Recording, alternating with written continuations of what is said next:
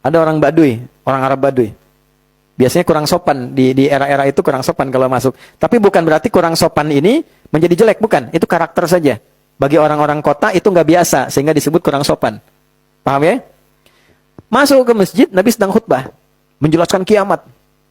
Wah, kiamat tuh situasinya begini. Menakutkan, sampai orang lupa. Orang tua lupa dengan anaknya, anak lupa dengan saudaranya, dan sebagainya. Orang sedang sedih begini, khusyuk. Tiba-tiba dia interupsi. Dia interupsi nanya, "Ya Rasulullah, dari tadi Anda bahas kiamat, tapi nggak menjelaskan kapan tanggalnya," katanya. Tapi Anda nggak menjelaskan kapan tanggalnya. Waktunya kapan gitu ya. Pinter nggak tuh? Pinter ya? Nabi engkau bahas kiamat dari tadi, tapi nggak jelaskan waktunya kapan.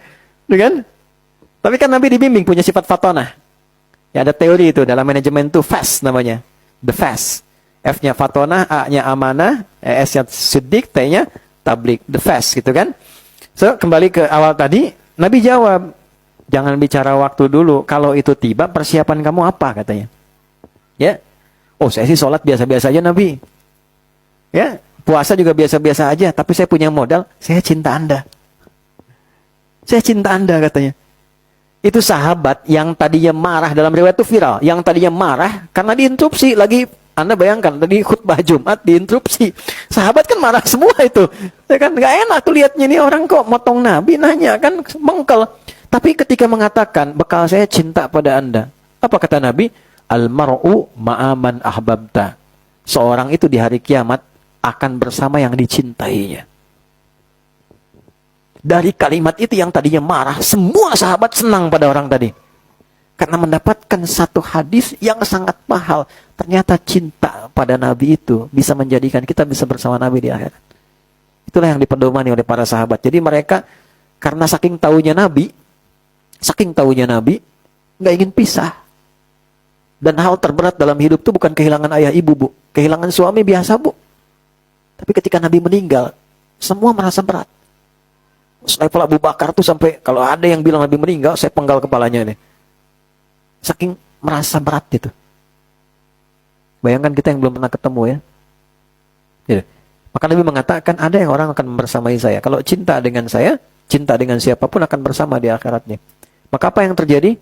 Dari sejak saat itu mereka beramal untuk mencintai Nabi.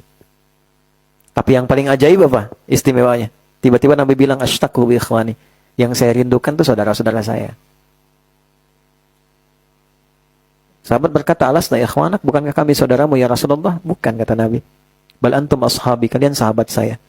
Ikhwani, saudara-saudara saya itu, humul ladina yu'minuna bi walam yarawni. Mereka itu yang enggak pernah lihat saya. Cuma iman sama saya gitu. Mau percaya.